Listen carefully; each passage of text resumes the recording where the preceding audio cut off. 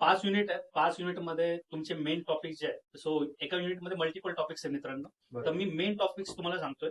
तर सगळ्यात पहिलं जे युनिट आहे त्याच्यामध्ये तुम्हाला करायचं आहे प्रॉब्लेम सॉल्व्हिंगचे मेथड्स. सो त्याच्यामध्ये टॉप डाऊन डिझाईन जे आहे ते नेमकाच विचारलं जातं, खूप वेळा विचारलं जातं.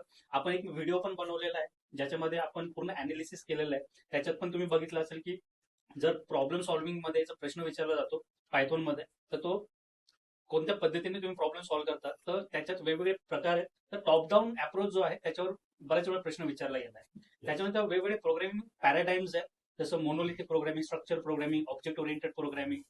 सो हे जे पॅराडाईम्स आहे प्रोग्रामिंगचे त्याच्यावर पण खूप वेळा प्रश्न विचारला गेला.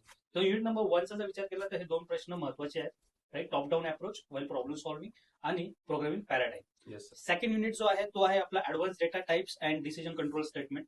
त्याच्यामध्ये डेटा टाइप्स मध्ये लिस्ट, डिक्शनरी आणि टपल हे 3 डेटा टाइप्स महत्वाचे आहेत. आणि त्याच्यामध्ये डिसिजन कंट्रोल स्टेटमेंट म्हणजेच इफ एल्स स्टेटमेंट आणि नेस्टेड इफ, राईट, ह्याच्यावर तुम्हाला प्रोग्राम लिहायला येणार, राईट, 100%. सो तुम्हाला इफ एल्सचा वापर करता यायला पाहिजे. नेस्टेड इफ जर तुम्हाला वापरायचं आहे ते वापरता यायला पाहिजे. फॉर लूप तुम्हाला कोड करून लिहिता यायला पाहिजे, राईट. सो हे आहे सेकंड युनिटचं. So if else, nested if आणि फॉर लूप, राईट. आणि त्याच्यानंतर तुमचे 3 डेटा टाइप्स, लिस्ट, डिक्शनरी आणि tuple, right. This is for the second unit.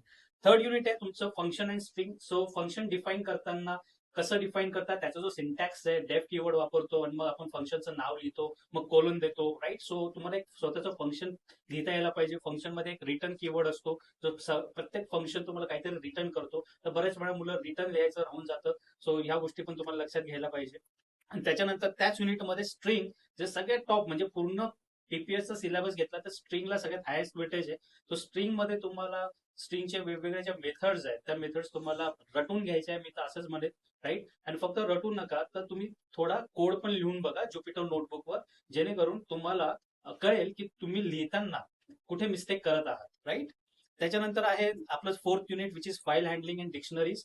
So file handling मध्ये जसं मी याच्या आधी सांगितलं की महत्वाच्या टॉपिक्स मध्ये जर तुम्हाला पास व्हायचं आहे तर फाईल हँडलिंग हा एक मेजर टॉपिक आहे, ज्याच्यामध्ये तुम्हाला फाईल लिहिणं म्हणजे राईट करणं, त्याच्यानंतर ती फाईल रीड करणं, एखाद्या फोल्डरमध्ये किती फोल्डर्स आहेत ते बघणं, म्हणजे लिस्ट DIR फंक्शन आहे, रीड लाईन्स फंक्शन आहे. हे जे फाईल हँडलिंगचे फंक्शन्स आहेत एवढे केले तरी पुष्कळ आहे, जास्त काही आहे नाही फाईल हँडलिंग अँड डिक्शनरीज मध्ये. आणि लास्ट आहे बट नॉट द लिस्ट, खूपच महत्वाचं आहे, ऑब्जेक्ट ओरिएंटेड प्रोग्रामिंग. आणि त्याच्यात पण मी तुम्हाला सांगितलंय की ऑब्जेक्ट ओरिएंटेड प्रोग्रामिंगचे जे 4 पिलर्स आहेत त्याच्याबद्दल पूर्ण नॉलेज असणं खूपच महत्वाचं आहे.